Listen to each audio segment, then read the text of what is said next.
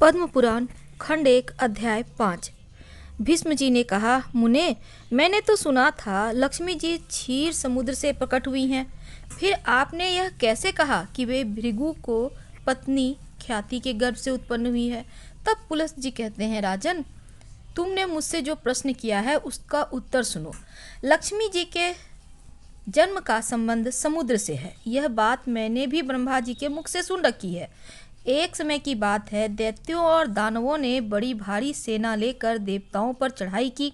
उस युद्ध में दैत्यों के सामने देवता परास्त हो गए। तब इंद्र आदि संपूर्ण देवता अग्नि को आगे करके ब्रह्मा जी के शरण में गए। वहां उन्होंने अपना सारा हाल ठीक ठाक कह सुनाया। अब ब्रह्मा जी ने कहा, तुम लोग मेरे साथ भगवान की शरण में चलो। और यह कहकर वे संपूर्ण देवताओं को साथ लेकर सागर के उत्तर तट पर गए और भगवान वासुदेव को संबोधित करके बोले, विष्णु, शीघ्र उठिए और इन देवताओं का कल्याण कीजिए। आपकी सहायता न मिलने से दानव इन्हें बारंबार परास्त करते हैं। उनके ऐसा कहने पर कमल के समान नेत्र वाले भगवान अंतर्यामी पुरुषोत्तम देवताओं के शरीर की अपूर्व अवस्था देखकर कहा, देवगण, मैं तुम्हारे तेज की वृद्धि करूंगा। मैं जो उपाय बतलाता हूँ उसे तुम लोग करो।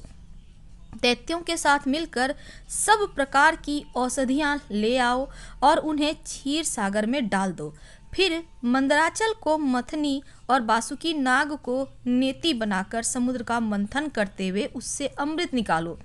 इस कार्य में मैं तुम लोगों की सहायता करूंगा और समुद्र का मंथन करने पर जो अमृत निकलेगा उसका पान करने से तुम लोग बलवान और अमर हो जाओगे।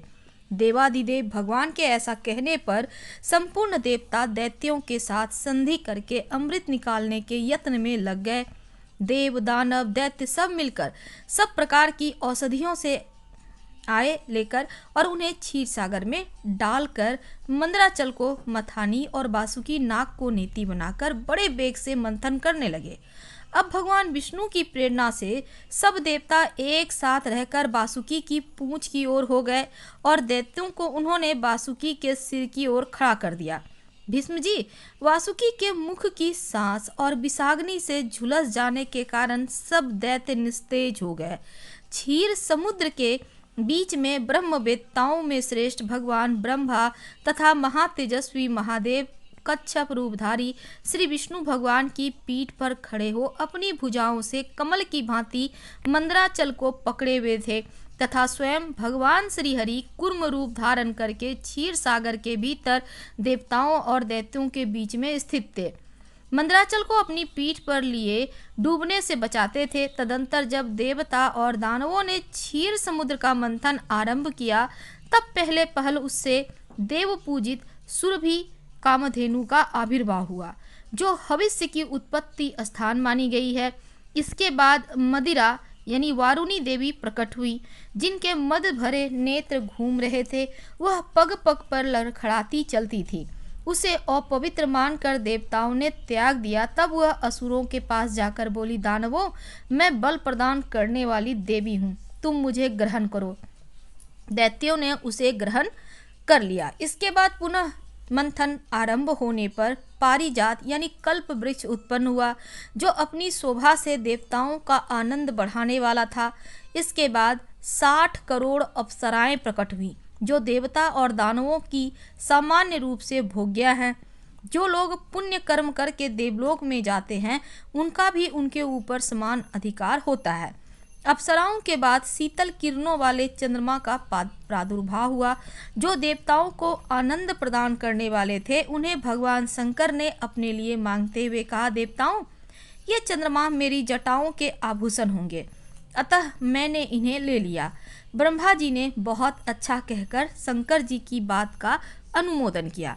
इसके बाद कालकूट नामक भयंकर विष प्रकट हुआ। उससे देवता और दानव सबको बड़ी पीड़ा हुई। तब महादेव जी ने स्वेच्छा से उस विष को लेकर पी लिया। उनके पीने से उनके कंठ में काला दाग पड़ गया। तभी से वे महेश्वर नीलकंठ कहलाने लगे। क्षीर सागर से निकले हुए उस विष का जो अंश पीने से बच गया उसे नागों यानी कि सर्पों ने ग्रहण किया। तदंतर अपने हाथ में अमृत से भरा हुआ कमंडल लिए धन्वंतरी जी प्रकट हुए। वे श्वेत वस्त्र धारण किए हुए थे। वैद्यराज के दर्शन से सबका मन स्वस्थ एवं प्रसन्न हो गया। इसके बाद उस समुद्र से उच्चैःश्रवा नामक घोड़ा और ऐरावत नामक हाथी, ये दोनों क्रमशः प्रकट हुए। इनके पश्चात क्षीर सागर से लक्ष्मी जी का प्रादुर्भाव हुआ, जो खिले हुए कमल पर विराजमान थी और हाथ में कमल लिए थी। उनकी प्रभा चारों ओर छिटक रही थी। उस समय महर्षियों ने श्री सूक्त का पाठ करते हुए बड़ी प्रसन्नता के साथ उनका स्तवन किया। साक्षात क्षीर समुद्र ने प्रकट होकर लक्ष्मी जी को एक सुंदर माला भेंट की, जिसके कमल कभी मुरझाते नहीं थे। विश्वकर्मणी उनके समस्त अंगों में आभूषण पहना दिए। स्नान के पश्चात दिव्य माला और दिव्य वस्त्र धारण करके जब वे सब प्रकार के आभूषणों से विभूषित हुई, तब इंद्र आदि देवता तथा विद्याधर आदि ने उन्हें प्राप्त करने की इच्छा की। तब ब्रह्मा जी ने भगवान विष्णु से कहा, वासुदेव, मेरे द्वारा दी गई इस लक्ष्मी को आप ही ग्रहण करें। मैंने देवताओं और दानवों को मना कर दिया है, वे इन्हें पाने की इच्छा नहीं करेंगे। आपने जो स्थिरतापूर्वक इस समुद्र मंथन के कार्य को संपन्न किया है, इससे आप पर मैं बहुत संतुष्ट हूँ। यूँ कहकर ब्रह्मा जी लक्ष्मी जी से बोले, देवी, तुम भगवान केशव के पास जाओ और मेरे दिए हुए पति को पाकर अनंत वर्षों तक आनंद का उपभोग करो। ब्रह्मा जी के ऐसा कहने पर लक्ष्मी जी समस्त देवताओं के देखते देखते श्री हरि के वक्ष स्थल में चली गईं और भगवान से बोली, देव, आप कभी मेरा परित्याग ना करें। संपूर्ण जगत के प्रियतम, मैं सदा आपके आदेश का पालन करती हुई आपके वक्ष स्थल में निवास करूंगी। यह कहकर लक्ष्मी जी ने कृपापूर्ण दृष्टि से देवताओं की ओर देखा। इससे उन्हें बड़ी प्रसन्नता हुई। इधर लक्ष्मी जी से परित्यक्त होने पर जो दैत्य थे उनको बड़ा उद्वेग हुआ। उन्होंने झपट कर धन्वंतरी के हाथ से अमृत का पात्र छीन लिया। तब विष्णु ने माया से सुंदरी स्त्री, जो लक्ष्मी थे, भगवान विष्णु ने सुंदरी स्त्री का रूप धारण करके दैत्यों को लुभाया और उनके निकट जाकर कहा, यह अमृत का कमंडल मुझे दे दो। उस त्रिभुवन सुंदरी रूपवती नारी को देखकर दैत्यों का चित्त काम के वशीभूत हो गया और उन्होंने चुपचाप वह अमृत उस सुंदरी के हाथ में दे दिया और स्वयं उसका मुंह ताकने लगे। दानवों से अमृत लेकर भगवान ने देवताओं को दे दिया और इंद्र आदि देवता तत्काल उस अमृत को पी गए। यह देखकर दैत्यगण भांति भांति के अस्त्र शस्त्र और तलवारें हाथ में लेकर देवताओं पर टूट पड़े, परंतु देवता अमृत पीकर बलवान हो चुके थे। उन्होंने दैत्य सेना को परास्त कर दिया और देवताओं की मार पड़ने पर दैत्यों ने भागकर चारों दिशाओं में शरण ली और कितने ही पाताल में घुस गए। तब संपूर्ण देवता आनंद मग्न हो शंख चक्र और गदा धारण करने वाले भगवान श्री विष्णु को प्रणाम करके स्वर्गलोक को चले गए।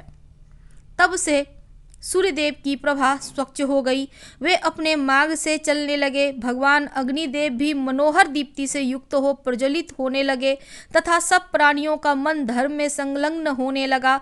भगवान विष्णु से सुरक्षित होकर समस्त त्रिलोकी की श्री संपन्न हो गई। उस समय समस्त लोकों को धारण करने वाले ब्रह्मा जी ने देवताओं से कहा, देवगण, मैंने तुम्हारी रक्षा के लिए भगवान विष्णु को तथा देवताओं के स्वामी उमापति महादेव जी को नियत किया है। वे दोनों तुम्हारी योग क्षेम का निर्वाह करेंगे। तुम सदा उनकी उपासना करते रहना, क्योंकि वे तुम्हारा कल्याण करने वाले हैं। उपासना करने से ये दोनों महानुभाव सदा तुम्हारे क्षेम के साधक और वरदायक होंगे। यूँ कहकर भगवान ब्रह्मा अपने धाम को चले गए। उनके जाने के बाद इंद्र ने देवलोक की राह ली। इसके बाद श्रीहरि, वैकुंठ एवं कैलाश में शंकर जी अपने अपने धाम में जा पहुँचे। तदंतर देवराज इंद्र तीनों लोकों की रक्षा करने लगे। महाभाग इस प्रकार लक्ष्मी जी क्षीर सागर से प्रकट हुई थीं। यद्यपि वे सनातनी देवी हैं, तो भी एक समय भृगु की पत्नी ख्याति के गर्भ से भी उन्होंने जन्म ग्रहण किया था। पद्म पुराण खंड 1 अध्याय 5 समाप्त हुआ। पसंद आ रहा हो तो लाइक कर सब्सक्राइब करें, अपनों से शेयर करें, कमेंट करें। हर हर महादेव। धन्यवाद। हम कल मिलेंगे आपसे अगले अध्याय के साथ।